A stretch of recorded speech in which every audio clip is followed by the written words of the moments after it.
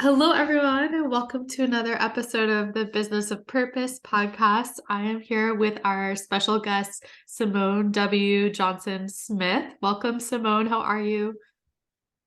Thank you, Adina. It's a pleasure to join you today. I'm doing well. Thank you for asking.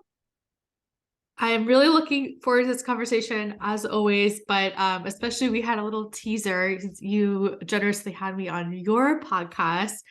And now I get to finally ask you all the questions I was dying to ask you when we spoke before. So, yeah, thanks for making the time. And please go ahead and introduce yourself. Tell folks a little bit about who you are. Okay, all right. So, my name is Simone W. Johnson Smith. I am a working mom and I work in the international affairs space now for more than 10 years by day, and I like to say by night and by weekends. I'm a podcaster. I have a podcast called The Immigrant Experience in America, where I amplify and humanize the experiences of immigrants in the United States and around the world. Basically, we're building a human library of immigrant stories to empower, encourage, and uplift people who have left their birth country and are living in an adopted country overseas, and which can come with so many challenges and many successes. So we are endeavoring to share these stories of success to amplify them and also to encourage others on their journey. It's so wonderful you're doing it. We really need more of these stories out there. And there's so much negative stuff in the news and hate toward the immigrant community that the more positive light we can shine, the better. So I'm very grateful for your work in that area. And maybe we can start off just talking a little bit about how you started, your journey to the U.S. and your path and your career. Okay, so I'm originally from Jamaica. I got here right after high school, right? I graduated and I left a few months after that and kind of quietly left. Actually, I didn't tell a lot of my friends. I just connected with them afterwards and had a interesting transition. I just remembered just I literally cried during the first winter because I was like, what is this? My brother and I would just joke about what we were going to do, starting a Jamaican restaurant. And we were so excited. I was excited because, of course, growing up on a tropical island, there's a lot of critters, and I don't like lizards. I have dysphobia. And as young as I was at that age, I was excited to leave the lizards. I mean, that was one of my I can't wait to leave these lizards and being another environment where I don't have to see them and be so afraid of them all the time. So that was one of So the funny. big highlights of my early years of dreaming to first time leaving the island and adjusting to life in the US and figuring out like my bringing my high school transcripts and figuring out okay what transfers what transferred. I remember doing the pre-sats in high school actually, but the funny thing about it, I didn't even realize that I could use that.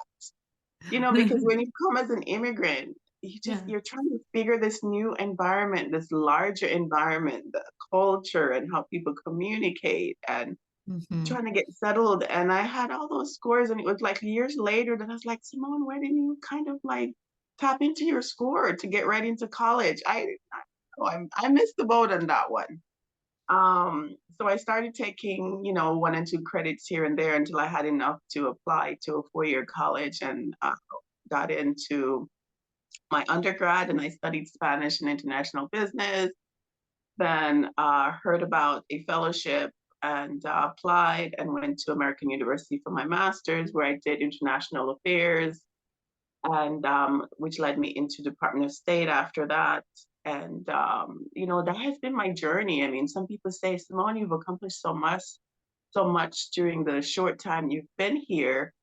But I was just always so driven and focused, and I think I got my mom's spirit I've told the story of the fact that her father tragically passed away in a car accident when she was young, Mm. and she was the oldest child, so she had to drop out of school. She was doing very well. You know, it's a very rigorous system to get into the high schools over there, and she was doing well. So she had to drop out and go work to take care of her other 11 siblings because her mom had 12 children. Wow. And you know, and they were I wouldn't say they were considered poor at all because they have so much acres of property. Her Hmm. father was able to, you know, provide and so forth as the main breadwinner. My grandmother stayed at home. And even though they had 12 children, I think they were fairly middle class family, lots of land, lots of fruits, as is typical on the island. People have land, they farm, they provide their own food. I mean, subsistence living, lots of fruits everywhere, and only certain things you'll need to buy at the store. So they were fine, but I Hmm. think when the breadwinner passes and no longer is present, they need income. And so my mom was the one who Right. had to do that. And so hence I felt like I was kind of born with that spirit to kind of finish what she started. Hmm. And Hmm. I just studied, and so here we are today. I did my time with Department of State, served in Mexico City, did a Cuba tour, a Caribbean migration issues tour, and did a tour with um, law enforcement and narcotics, traveling back and forth to Accra, Ghana. And Hmm. today I work with in the refugee affairs space, and Hmm. find it to be very fulfilling work. It is such an incredible story, all that you have done, and how you were able to navigate this career space that's very difficult to get into, even for Americans who are born here. So maybe we could backtrack a little bit. Like, how did you go from, just getting into the 4-year college to figuring out this career that you wanted to go into in the international space? Right. So, you know, I that was not really where I saw my life. You know, I remember being in high school and my principal asked me what career I wanted to take on, and my response was that I wanted to be an air hostess, a stewardess. And at the Mm. time in high Cool. school, that was, you know, I thought that was cool. I could travel, go to different places. It seemed exciting. And he chuckled. He wasn't really pleased with that response. And so after getting that kind of having that response from him, it really had me thinking like, oh my gosh, I need to rethink like what that I'm gonna be doing with my life.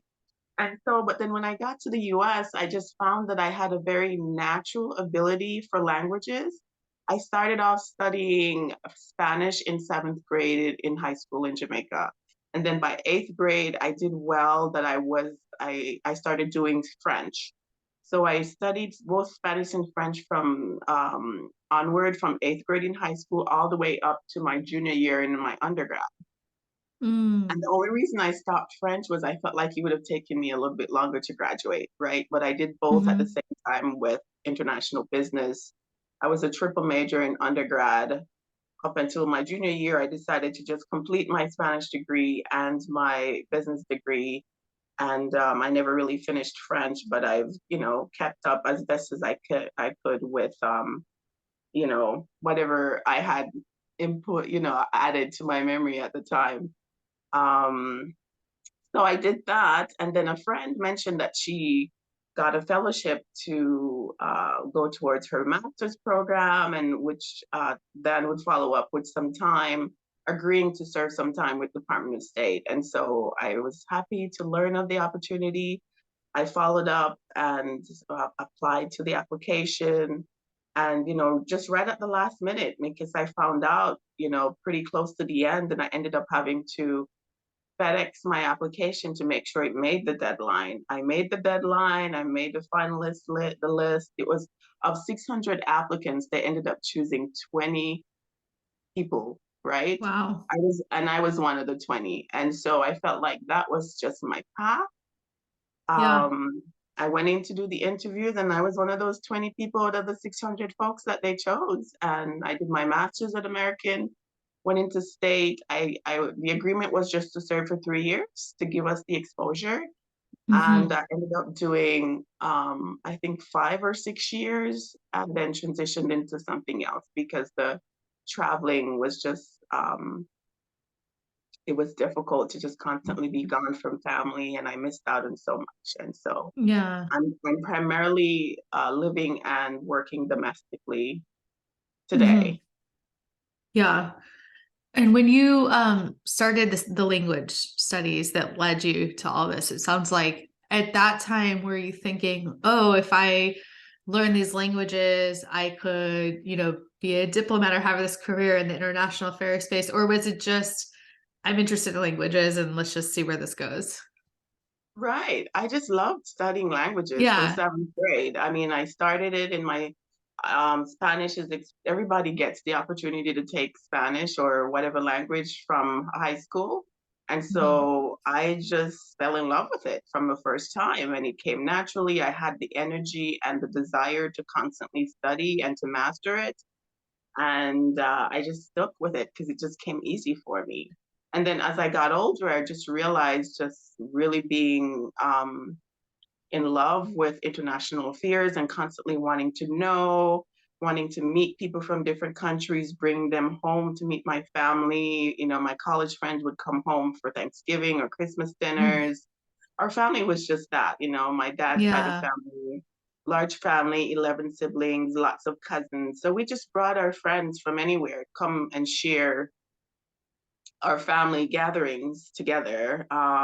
We just always had an open door to our college friends and other friends to come and join us. And we still do that today. Just my grandmother was like that, and it's just continued from Jamaica here. We've always had open doors to people in our community and our friends. And I think perhaps maybe that was part of just, I don't know, I just kind of followed my energy, and what I Yeah. liked and what came easy for me. And languages was one, and my interest in international affairs. And it just kind of led me to things that I wasn't really like consciously choosing, you know? I just followed what I was Exactly. interested in, right?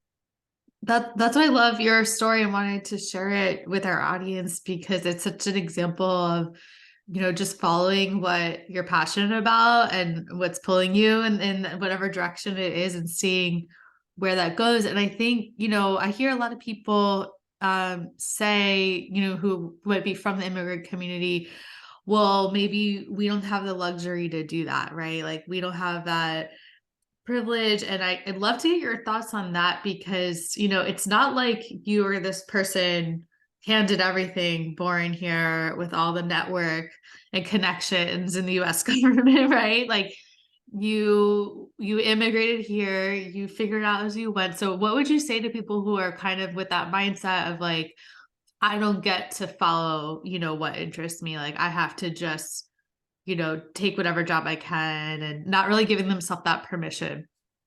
Right, right. No, I get that. And I interestingly had a conversation with one of my guests from Zimbabwe on the podcast, and she put words to something I was always thinking about. And I've always said, as immigrants, for me, I've always said I'm a practical person. I do what's practical. I do what's needed. And so, as immigrants, when you come in, the practical is you do what makes money. You do what brings in the income to Right. provide for the family so you can take care of home and your immediate basic needs. And I get that, right? And so for me, um, I'm not quite sure when people say, okay, yeah, I don't have the privilege. Do you know I was in school every summer while some of my friends and my cousins were off being into pop culture, having fun?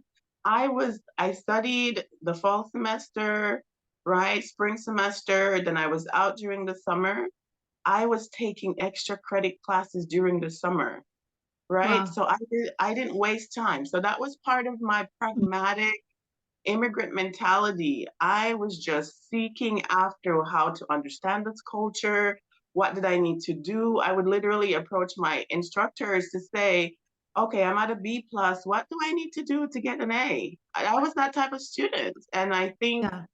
there's so many distractions in our culture, pop culture, social media, I think we have to really just be wise about how we use our time.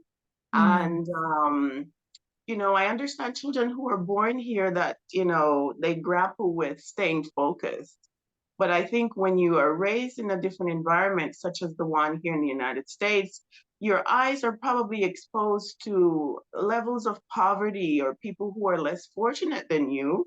And so it kind of brings perspective about what the blessings that you have in front of you are. And so I Hmm. think perhaps I have that sort of mentality and awareness Yeah. of being here in the United States. I see my dad get up and he works 6 days a week. He has a mechanic business and he gets up, auto mechanic business, and he's at the shop all the time fixing people's cars, working Hmm. 6 days a week.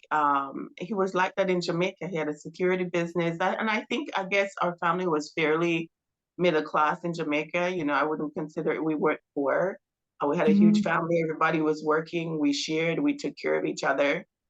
We had lots of land and so forth like that. So I get that, but I understand for people who might feel like they don't have the resources, you just have to really like determine to use your time wisely. I went to the library. This was before the days when we didn't have cell phones. I didn't have a cell phone when I got here in 98, right?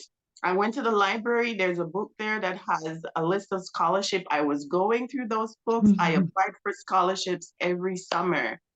I Wow. remember there's a program called the Black MBA program. Um, they had the Rotary Club scholarship, the Fulbright. I was constantly on a search to find different scholarship that I could apply to because I worked as well. During undergrad, I would study. I went to the bank. I was a bank teller all of my Mm. time during college, and I would finish my classes, jump in my car. Thankful to my dad for helping me have a car at that time. I had a Hmm. Ford Escort, a little Ford Escort.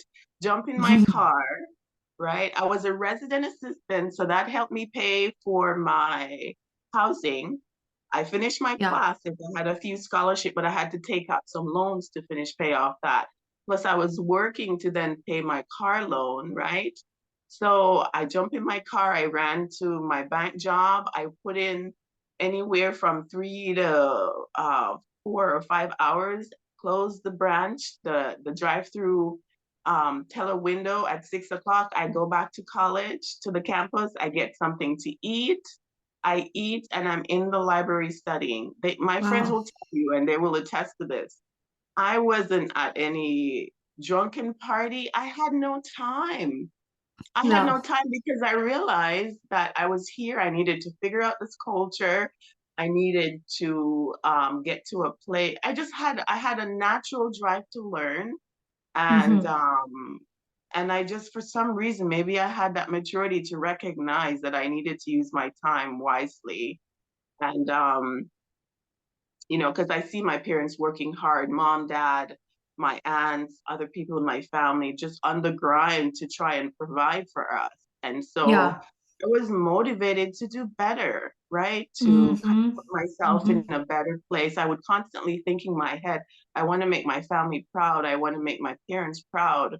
And so I was just driven to do better and to take the opportunity that I had here. I was at the library doing whatever, asking questions, whatever I needed to do to get information or better understanding of what I needed to do to move forward. And so I think we just have, as young people or others who are trying to figure it out, there is no shame in recognizing that you are at a place that perhaps you don't necessarily want to remain, but know that you have to put the work in. Yeah. You have to seek knowledge. Knowledge is, they say there's a term out there, knowledge is power. But I would add something. Applied knowledge is power. So you can read and gain information, but if you take no action, you will get nowhere. And so you have Correct. to constantly get up, you go take the class that you need to extra credit, whatever you need to, you do put in the applications to get scholarships. I constantly was on that. And so I felt like it fast tracked my life and my accomplishments, my exposure. And and it kept me out of trouble. The fact that I was just constantly like seeking, reading. Not, I hung out with my family, though they Mhm. were my saving grace and community, and that was safe for me. But anytime that I had, I was seeking. I remember when I bought my first laptop, I started working at Kmart, my first job. So in the first year or so, I worked at Kmart, and then when I went off to my undergrad, I was a bank teller. So I worked all through college. Yeah. Yeah, so Yeah. I these are some of really, the, yeah, yeah, these are some of the things that you need to do, the sacrifices that you have to make to then prepare you for something better in life. It doesn't just drop out of the sky. You have to put totally. the effort in. And not to say that I didn't have challenges or setbacks. There were scholarships that I applied for. I remember applying to the Rotary Scholarship several times and I didn't get it. And so, but I just Mhm. kept going. And then the Pickering Fellowship worked out and it completely changed my world. Yeah, I so appreciate you sharing that in detail because I think it's very easy for folks to just say, look at her, look at him, look at them. They, she got to study Spanish and French and then she just got this international affairs job, but you just detailed how much sacrifice went into that, how you were working the whole time, the hustle. And what I'm hearing too is a lot of the advantages I see that immigrants have that they bring to this country of knowing what it takes, knowing how to work hard. And I credit that as a third generation down, that has carried with me too, and how I've worked hard is from my family's immigrant experience too. And it's something that immigrants, as we all know, add so much to this country, right? That drive. So I really, really appreciate you sharing that. And I'd love to ask you next a little bit more about just any other advice you would want to share for folks who are trying to figure out their career path and want to find something that they are passionate about, like what you found, but have to, go through that struggle to get there. Okay, okay. Um, so, it can be quite daunting trying to decode, as I like to say, the United States, the culture, and so forth. But I think that there is such a wealth of information available. We have the internet, there's social media. People are giving away so much information online these days that I didn't even have when I first arrived. Yeah. So I just think you have to get focused on really what you want and just know that everybody is competing for your attention.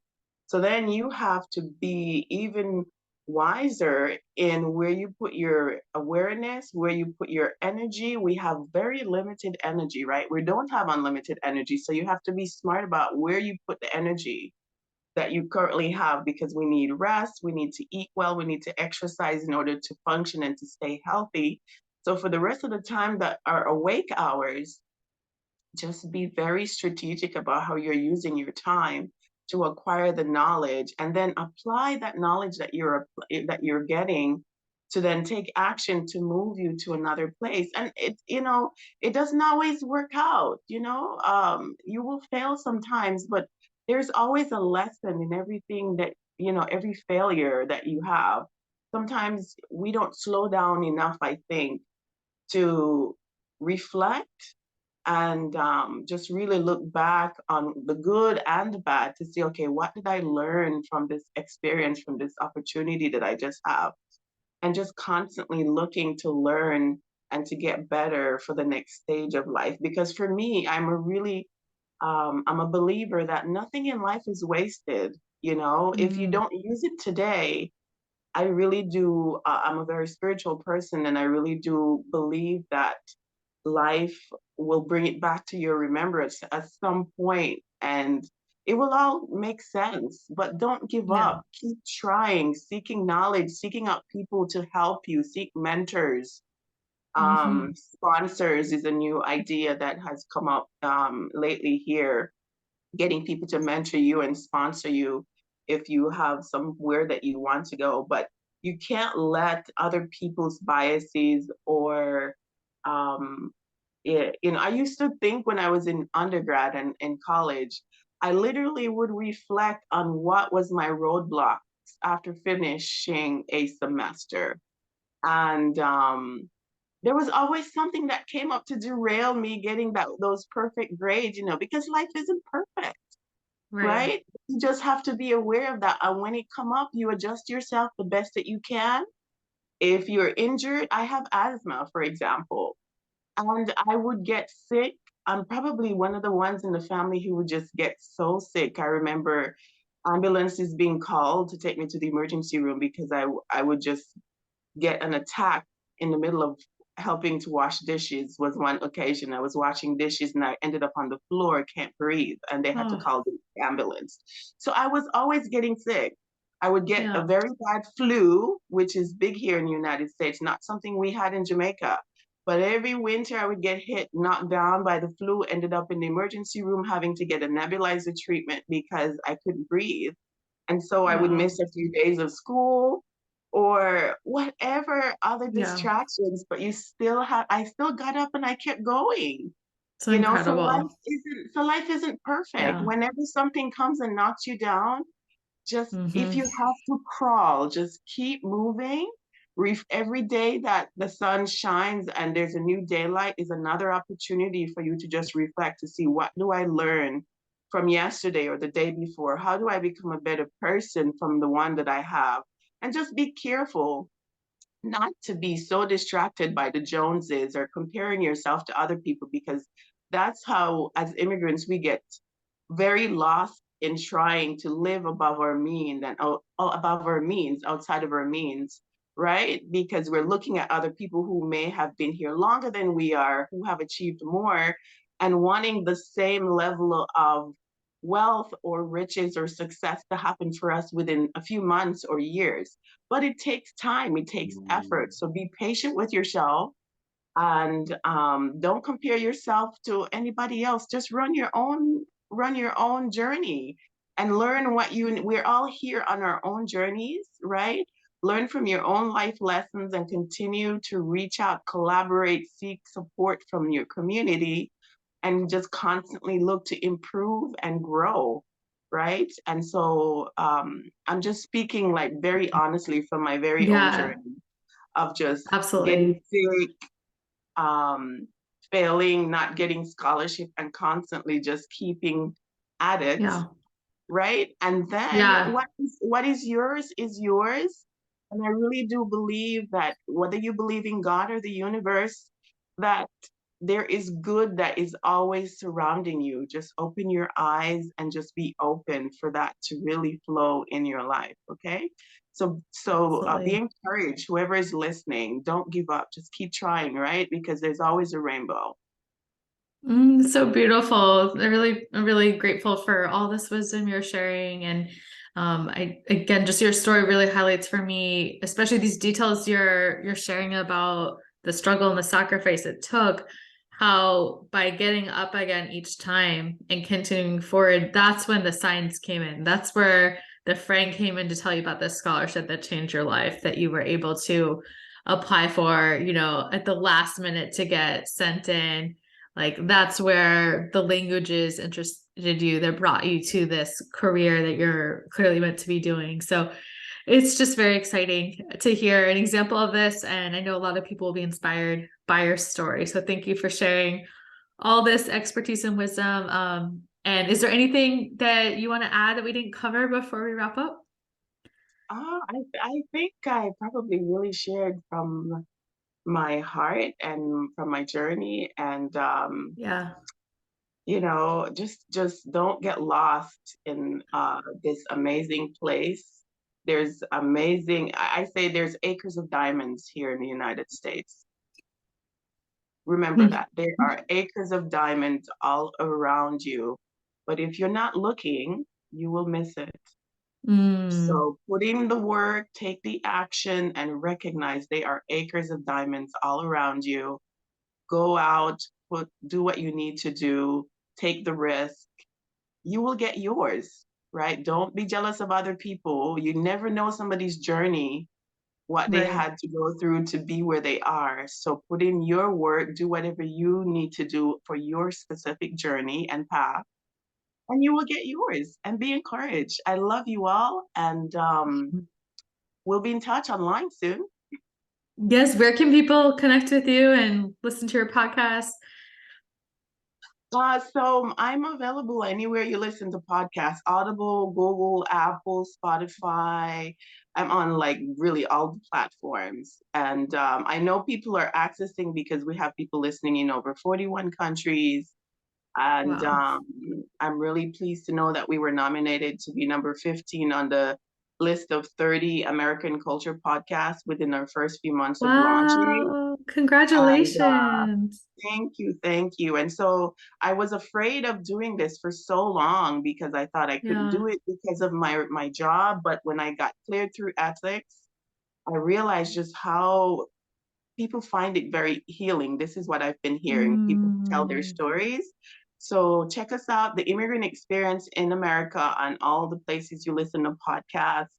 We're excited to bring you some additional products here in the coming year. We're working out the details, and stay tuned and be encouraged. There's amazing stories. People are sharing their journeys of how they got to the United States, how they overcame their challenges, how did they get to their places of success, and how they're continuing to trailblaze and add value to the American culture, marketplace, and life. Mm. Thank you for being such a source of inspiration and light to bring these stories out. And I hope that everyone gets to go follow the podcast and listen and add support. So, really, really grateful for your time, Simone. Thanks for doing this. Thank you, Adina. It's been an honor and a pleasure being with you today. And we'll be in touch. Yes. Absolutely. Thanks for taking the time. Thank you. Talk Have to a you great soon. Friday. You too.